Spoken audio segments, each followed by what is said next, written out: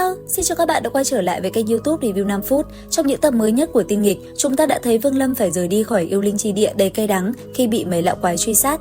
Thế nhưng, ma tử ca có thù thì sẽ tất báo, đi thì cũng có ngày trở về. Và ngày anh quay lại, thấy nơi mà mình đã tự tay xây dựng, Vương Lâm cũng phải chấn động khi luyện hồn bộ lạc đã phát triển quá nhanh. Thập Tam không chỉ dẫn dắt luyện hồn bộ lạc trở thành thế lực lớn thứ hai tại yêu linh chi địa, mà còn đặc biệt dựng một pho tượng để thờ phụng Vương Lâm. Chính pho tượng này cũng trở thành mấu chốt giúp Vương Lâm ngưng tụ cổ yêu phân thân mà ngay cả Vương Lâm cũng không biết. Phải nhớ rằng, ban đầu mục đích Vương Lâm lập nên luyện hồn bộ lạc chỉ là để đứng vững tại yêu linh chi địa và hoàn thành di nguyện của Độ Thiên lão tổ. Nhưng vì bị Thiên Vận Tử cùng các lão quái truy sát, Vương Lâm buộc phải rời khỏi yêu linh chi địa, đi tới La Thiên tinh vực.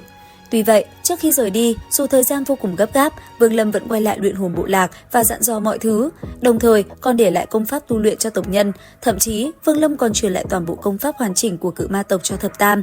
Vương Lâm nói với Thập Tam rằng, trong tay ngươi là phần công pháp tiếp theo của Cự Ma tộc, phải chăm chỉ tu luyện để nâng cao tu vi.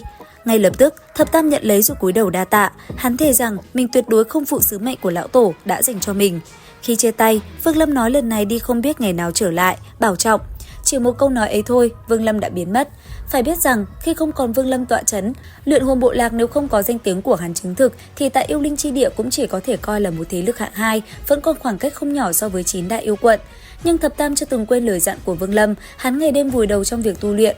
Sau vài trăm năm, chiến lược của Thập Tam đã đủ để nghiền ép các yêu soái của những yêu quận lớn, còn Âu Dương Hoa cũng tiến bộ cực nhanh, lão bây giờ đã có thể thôi động 99 cây hồn phiên, triệu hồi hàng trăm triệu linh hồn để chiến đấu.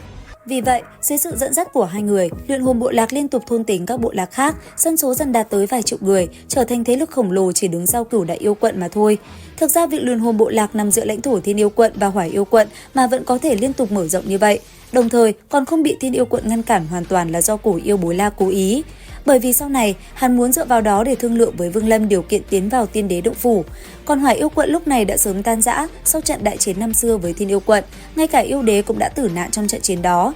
Tuy vậy, trong hoàng thành Hỏa yêu quận vẫn còn 2 yêu soái cùng 8 yêu tướng trấn giữ, thực lực tổng thể vẫn không thể xem thường.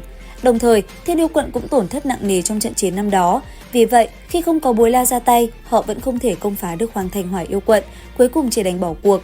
Chính lúc này, luyện hồn bộ lạc nắm bắt cơ hội, Thập Tam cùng Âu Dương Hoa dẫn theo hàng triệu tộc nhân một lần đánh chiếm hoàng thành Hỏa yêu quận. Sau khi chiếm được nơi này, để thờ phụng Vương Lâm, Thập Tam và Âu Dương Hoa đặc biệt đặt một pho tượng Vương Lâm khổng lồ ở chính vị trí từng đặt tượng cổ yêu. Và tất nhiên, pho tượng này cũng giống như cổ yêu năm xưa, nó trở thành tín ngưỡng tinh thần của toàn bộ tộc nhân luyện hồn bộ lạc. Không lâu sau khi luyện hồn bộ lạc chiếm được Hỏa yêu quận, vì muốn tiến vào Tiên đế động phủ, Vương Lâm lần nữa quay trở lại yêu linh chi địa. Nhưng nơi đầu tiên hắn muốn tới lại không phải tiên phủ, mà là luyện hồn bộ lạc để xem tình hình. Bởi vì năm xưa, Vương Lâm rời đi quá vội vàng, còn rất nhiều chuyện chưa kịp dặn dò. Hơn nữa, hắn cũng lo luyện hồn bộ lạc có thể đã bị tiêu diệt trong những cuộc tranh đấu không ngừng tại yêu linh chi địa. Bởi vì nếu không có hắn trấn giữ thì bộ lạc rất dễ bị các yêu quận khác diệt sạch. Nhưng khi Vương Lâm tìm được luyện hồn bộ lạc hiện tại, hắn hoàn toàn chấn động, quy mô của bộ lạc đã lớn hơn trước vô số lần. Nhưng điều khiến hắn kinh ngạc nhất là pho tượng được thờ phụng kia lại sinh ra một mối liên hệ thần bí với bản thân hắn. Thông qua pho tượng, Vương Lâm thậm chí còn nhìn thấy vô số tộc nhân đang quỳ lạy mình, trong ánh mắt họ tràn đầy sự cuồng nhiệt không thể tưởng tượng nổi, thậm chí sẵn sàng hy sinh tính mạng vì mình. Cũng chính sự sùng bái cuồng nhiệt của các tộc nhân luyện hồn bộ lạc đã khiến Vương Lâm lần đầu tiên cảm nhận được cái gọi là sức mạnh hương hỏa. Sau đó vừa tới, Vương Lâm vẫn như vậy, hắn lạnh lùng đứng giữa trời ở nơi tọa lạc của bộ lạc luyện hồn. Và tất nhiên, người đầu tiên phát hiện ra hắn chính là Thập Tam. Nhìn thấy lão tổ trở về, Thập Tam lập tức quỳ xuống hô lớn. Phía sau, các tộc nhân khác cũng đồng loạt hô vang, tất cả quỳ xuống rồi sau đó hô vang. Âm thanh hò reo của hàng triệu người thậm chí là mặt đất xung quanh rung chuyển. Sự trở lại của Vương Lâm trong khoảnh khắc đó đã thắp lên ngọn lửa cuồng nhiệt của luyện hồn bộ lạc, từ đó Hỏa yêu quận hoàn toàn bị xóa tên. Theo một câu nói của Vương Lâm, cả bộ lạc liền đổi thành luyện hồn tông. Lúc này, luyện hồn tông có tới hàng triệu đệ tử, thậm chí đã vượt qua cả luyện hồn tông từng tồn tại trên Chu Tước Tinh năm xưa.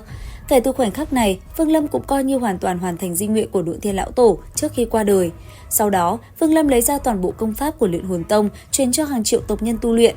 Đồng thời, hắn dùng tinh huyết hoàng tộc Cự Ma để tẩy luyện thân thể cho Thập Tam, thậm chí còn dung nhập vương tộc cổ thần chi huyết của bản thân vào cơ thể Thập Tam, một bước khiến hắn trở thành người có tiềm lực trưởng thành vô hạn. Sau khi tăng cường thực lực tổng thể của luyện hồn tông, Vương Lâm bắt đầu nghiên cứu pho tượng do Thập Tam tạo ra. Đến đây, Vương Lâm mới biết, hóa ra khi cổ yêu Bố La nuốt chửng Vân Yêu, một tia tàn hồn của Vân Yêu đã trốn vào pho tượng của Vương Lâm. Nhưng khi đối mặt với sự sùng bái của hàng triệu tộc nhân cùng lượng hương hỏa khổng lồ, tàn hồn Vân Yêu dần quên mất thân phận của mình, thậm chí thật sự coi bản thân là Vương Lâm. Nhờ cơ duyên này, Vương Lâm đã thuận lợi luyện hóa nó thành cổ yêu phân thân của mình, đồng thời đặt nền móng cho việc kế thừa cổ yêu sau này. Vì vậy có thể nói, sau khi Vương Lâm đi tới La Thiên Tinh Vực mà luyện hồn bộ lạc vẫn có thể tự phát triển, công lao của Thập Tam là cực kỳ to lớn, mọi sự cống hiến của Thập Tam Vương Lâm đều nhìn thấy. Sau này trong động phủ thế giới, Vương Lâm ban cho Thập Tam rất nhiều tạo hóa, thậm chí khi đạt tới cảnh giới Đạt Thiên, Vương Lâm còn dốc hết những gì mình biết truyền dạy cho Thập Tam để hắn có thể tung hoành khắp Thiên Cương Đại Lục. Video đến đây là hết, theo dõi kênh YouTube Review 5 phút để biết thêm thông tin về tinh nghịch các bạn nhé.